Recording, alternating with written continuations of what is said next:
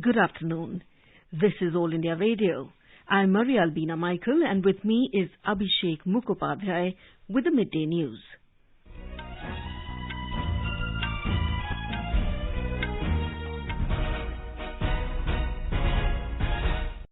The headlines. Campaigning picks up momentum in poll-bound states with virtual meetings by political parties. Senior BJP leader and Prime Minister Narendra Modi interacts with party workers of Varanasi. Congress General Secretary Priyanka Gandhi Vadra will also interact with party workers. Aam Aadmi Party announces Bhagwant Mann as Chief Ministerial Candidate of Punjab. Home Affairs Ministry asks states and union territories to ensure strict compliance of the provisions of Flag Code of India 2002.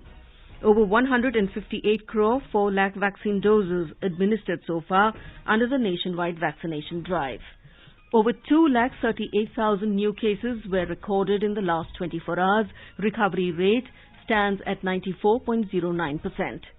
European Parliament to choose its president for the second half of the legislative term. In Australian Open tennis tournament, Daniil Medvedev moves into the second round. And in badminton, PV Sindhu to start her campaign in Syed Modi International Tournament in Lucknow today.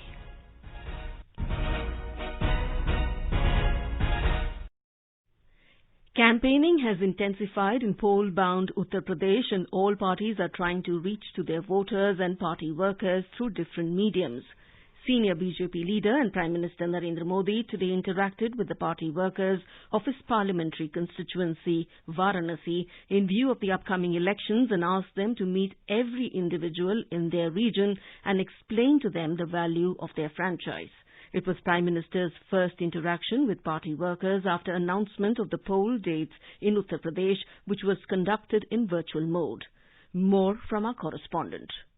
Prime Minister Narendra Modi discussed various development projects going on in Varanasi with the party workers. He appealed them to follow COVID-related guidelines. Prime Minister said that those people who are coming to see the new Kashi Vishwanath Dham should be taken by party workers to the other prominent places of the city like Kabir Chaura and Sant Ravidas Temple. Senior BJP leader and Chief Minister of Uttar Pradesh Yogi Adityanath visited Party President Jagat Prakash Nadda in view of the poll preparedness of the party in the state. Bharatiya Janata Party today made public the number of criminal cases filed on its candidates of the first phase of elections in the state as per the guidelines of Election Commission. Congress General Secretary Priyanka Gandhi Vadra will virtually interact with party workers today at 4 p.m. Sushil Chandra Tiwari, AIR News, Lucknow.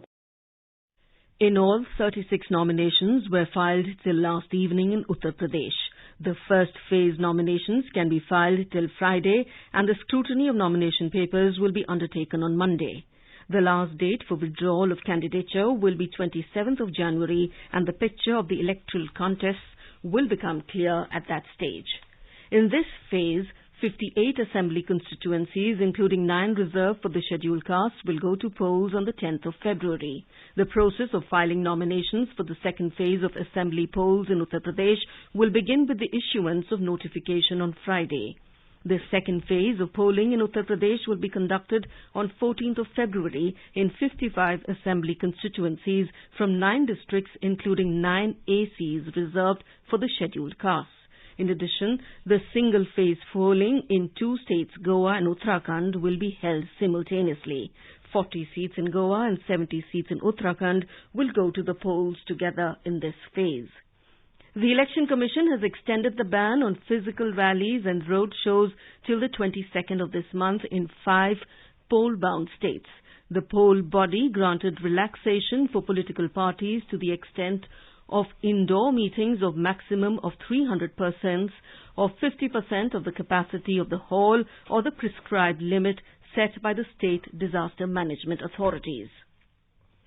Bhagwant Mann has been named as Aam Aadmi Party's chief ministerial face for Punjab Assembly election 2022.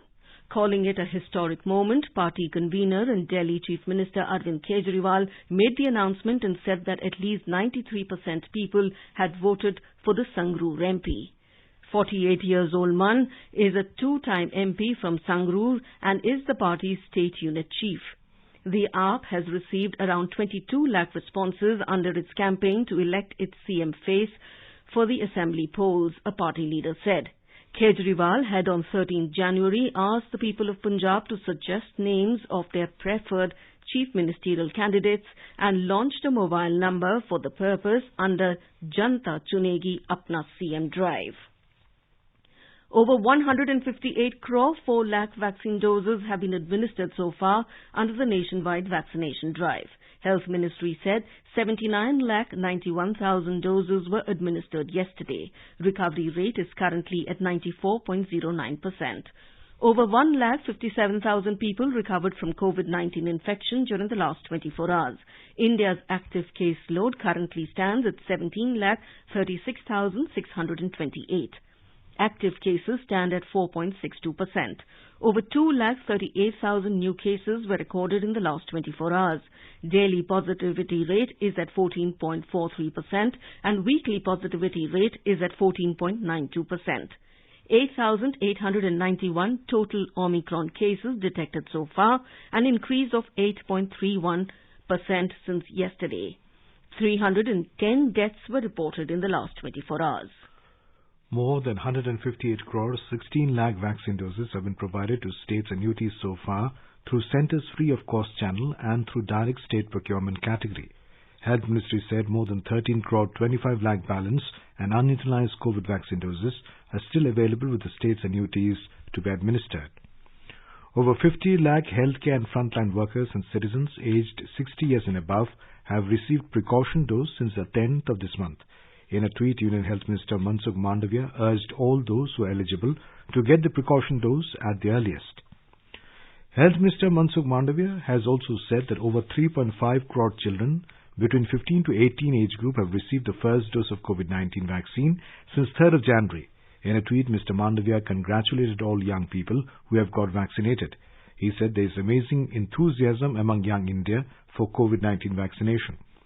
Talking to AIR News, Dr. N. K. Arora, Chairman, COVID-19 Working Group, said that COVID vaccination process is going on smoothly for the age group of 15 to 18 and the government is also planning to begin the vaccination of the children between age group 12 to 15. I would like to really congratulate all my countrymen. The way, the enthusiasm they have shown to get the immunization is worth emulating. The whole world is amazed at this. It is because of the COVID vaccination that despite Omicron wave, the number of people who have serious disease, who require oxygen bed or who require ICU beds and ventilators is minimal. Even today, more than 80% of COVID beds in the country are available for sick patients. Equally important and encouraging is that within last 2 weeks, almost 4 crore of our young friends, 15 to 18 year old, have got their first dose. We expect that by the end of this month, almost all 7.5 crore children of 15 to 17 year old will get their first shot, and next month they should get their second shot. We are preparing that as soon as this age group completes their vaccination, 12 to 15 year old can also be given COVID vaccine. The Union government has said that fake claims have been made in a video wherein questions have been raised about the efficacy of COVID-19 vaccines in children. Press Information Bureau of Government of India has said that COVID-19 vaccines are safe and the vaccines administered in children have been recommended by experts. A video is circulating on the social media wherein it has been alleged that few children died after taking the COVID-19 vaccine jab. In Haryana, 9,204 new COVID-19 cases were reported and 12 patients died yesterday. The positivity rate registered is 22.80% on the day. According to Health Department, maximum 3,448 cases were reported from Gurugram district, followed by 1,435 cases from Faridabad. With this, total active cases in the state rose to 54,814. In Punjab, 6,656 new COVID-19 positive cases were reported yesterday. The maximum 1,279 positive cases were reported from Jalandhar district, followed by 1,041 from Ludhiana district and 702 from SAS Nagar district. The 20 COVID-19 deaths also reported yesterday, and 4,393 COVID-19 patients cured and discharged on the day. There are 43,429 active COVID patients in the state now. In a bilingual live phone-in program, Corona Jagrukta series, Dr. Rakesh Garg of AIIMS, New Delhi, will be with us tonight to answer the queries related to coronavirus. Listeners can ask questions to the expert from 9:30 p.m. on telephone number 011-2342-1230 and 011-2342-1764. You can also post your queries on a Twitter handle at AIR News Alerts by hashtag AskAIR. This live program can be heard on FM Gold channel and additional frequencies from 9:30 p.m. onwards. This program will also be available on the website newsonair.gov.in and YouTube channel News on AIR Official. The Ministry of Home Affairs has asked the State and Union Territories Administration to ensure strict compliance of the provisions of Flag Code of India 2002 and the Prevention of Insults to National Honour Act 1971. In a letter written to the Chief Secretaries and Administrators, Union Home Ministry has said, Indian flag represents hopes and aspirations of the people. It said lack of awareness has been observed amongst people and organization about the laws and practices of displaying the national flag. It has been directed to the states and union territories to ensure use of only paper flags by the public on the occasion of important national, cultural and sport events. It also asked to ensure that paper flags are not discarded or thrown on the ground after the event, and flags must be disposed of according to the dignity of the flag. Polling of 336 seats in 93 Nagar Panchayats in Maharashtra, which was opened due to cancellation of political reservation of other backward classes, OBCs, being held today. The Nagar Panchayats where polling is taking place are Murbad and Shahpur in Thane district and Kalapur, Tala, Mangaon, Mahasla, Polatpur and Palinagar Panchayats in Raigad district. The poll results will be announced tomorrow. The State Election Commission had announced elections for 106 Nagar Panchayats in the state. Voting for this election was scheduled for 21st of December 2021. However, OBC seats in Nagar Panchayats were reopened after the Supreme Court quashed the state government's OBC reservation ordinance. Voting is taking place for these open seats.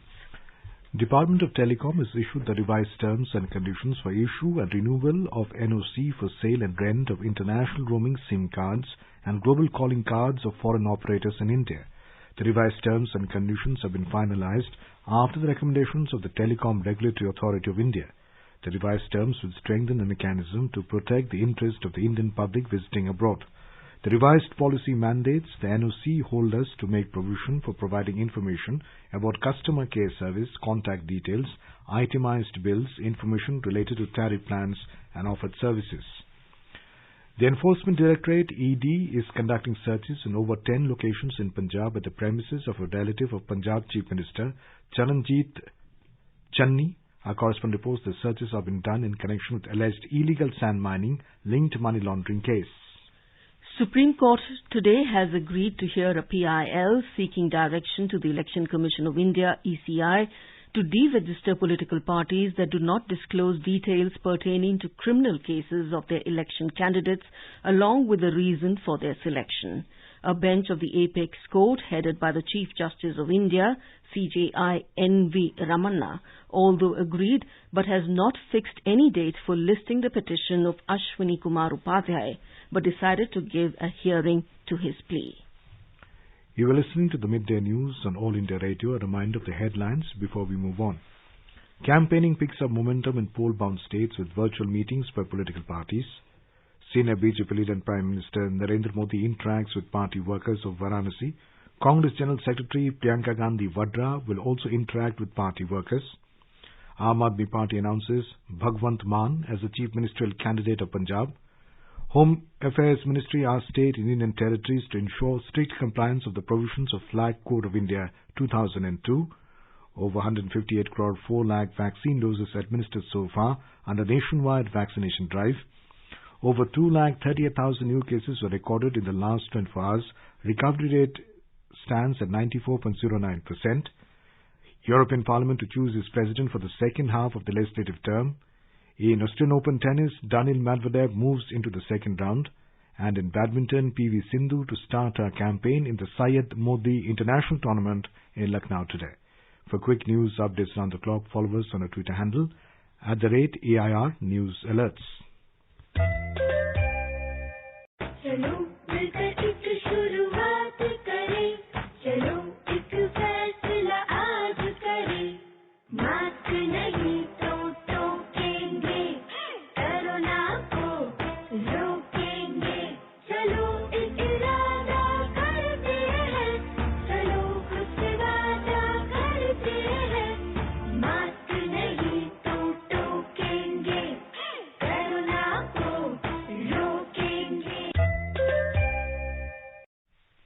The World Economic Forum's 5-day online Davos Agenda Summit began on Monday with Prime Minister Narendra Modi delivering the State of the World special address on Monday at 8:30 p.m. Indian Standard Time via video conference. The virtual event, which started yesterday and will continue till the 21st of January. The week-long digital summit began with a special address by Xi Jinping on Monday, followed by two virtual sessions, the first on COVID-19 and the second on technology cooperation in the fourth industrial revolution. Israeli Prime Minister Naftali Bennett and Japan's Prime Minister Kishida Fumio are scheduled to deliver their respective special addresses today. Besides, there would be sessions on energy transition, scaling up climate innovation and Latin America outlook. On the last day, Australian Prime Minister Scott Morrison and Nigeria's Vice President Yemi Osinbajo will deliver their special addresses. European Parliament will choose its president for the second half of the legislative term today. The meeting will be presided over by Vice President, determined in accordance with the order of precedence. Four-member election Parliament, Roberta Metsola, Alice Ba, Cosma Zulowski, and Sira Rego have announced their candidacy. The result will be announced today only. The newly elected president may then deliver an opening address and appointments to parliamentary committees possibly on Wednesday. Noted cartoonist Narayan Debnath passed away in Kolkata today. He was 97. The famous comic artist, writer and illustrator was awarded the Padma Shri in 2021. Sri Debnath had been admitted in hospital on 24th of December. Batul the Great, Nonte Fonte, Handa Bonda are some of his immensely popular creations that have kept the generations of comics lovers fascinated. A resident of Howrah, West Bengal, Narayan Debnath had received the Sahitya Academy Award in 2013 and the Bongo Vibhushan from the Government of West Bengal in the same year. And now let's listen to a special program, Azadi Ka Safar, highlighting the importance of the day during the freedom struggle. आजादी का Amrit Mahotsav.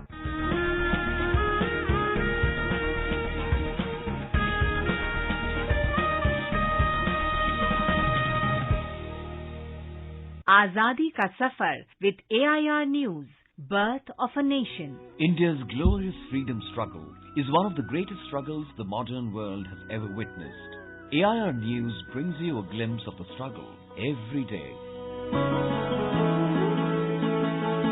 It was on 18th January that Rabindranath Tagore visited Sabarmati Ashram in 1930. Mahatma Gandhi and Rabindranath Tagore were two extremely different personalities, politically and ideologically. However, they had a great sense of mutual respect and fellowship for each other.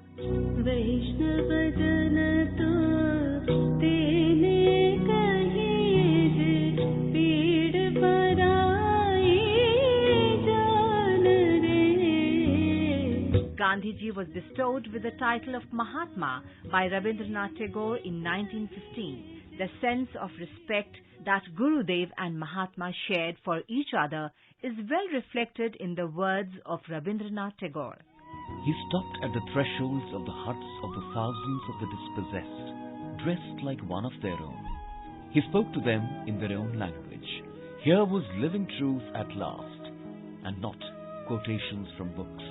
For this reason, Mahatma, the name given to him by the people of India, is his real name. Who else has felt like him that all Indians are his flesh and blood, in direct contact with truth The crushed forces of the soul rise again. When love came to the door of India, that door was opened wide. At Gandhi's call, India blossomed forth to new greatness, just as once before, in earlier times, when Buddha proclaimed the truth of fellow feeling and compassion among all living creatures.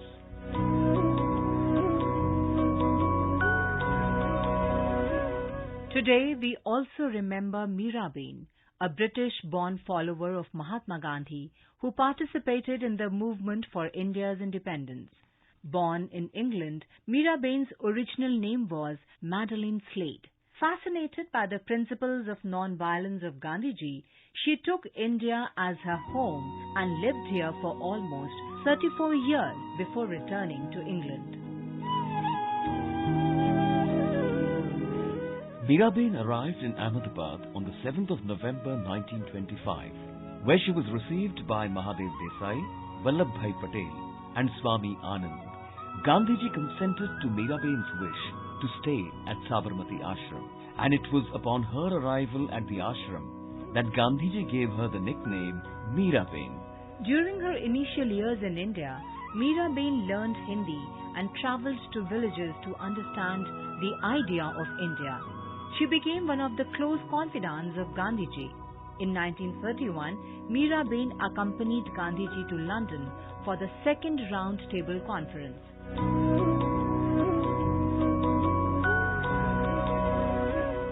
Miraben was active in spreading the spirit of non-violence. She was arrested multiple times, including during the civil disobedience, when she was detained on the charge of supplying information to Europe and America regarding conditions prevailing in India. She was again arrested during the Quit India movement when she was imprisoned in the Aga Khan Palace in Pune, along with Gandhiji and his wife Kasturba. Following Gandhi's assassination in 1948, Miraben decided to stay in India. For the next 11 years, she travelled to various Indian states, took on community projects, and worked on environmental issues. On 18th January 1959, Miraben returned to England, and a year later moved to a house near Vienna, where she spent the remaining years of her life. In 1981, the Indian government conferred on her the Padma Vibhushan. We salute the noble soul.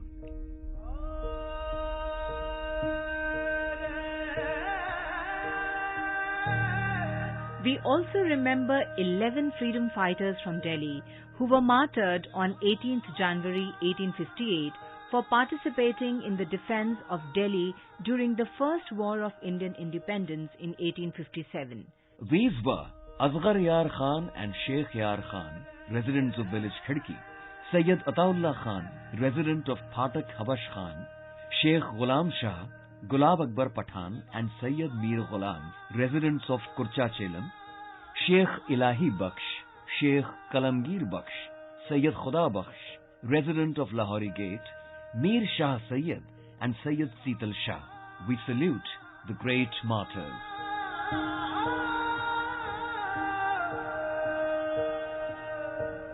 That brings us to the end of this episode of Azadi Ka Safar with AIR News. See you in the next episode tomorrow.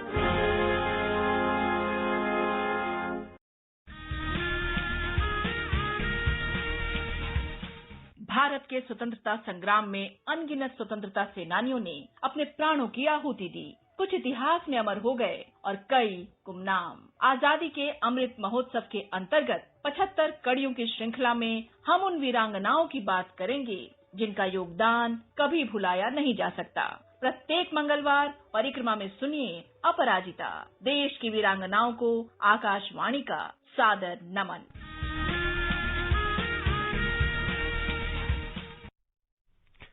In today's episode of Aparajita, we will bring you the story of great patriot and freedom fighter Draupadi Bai.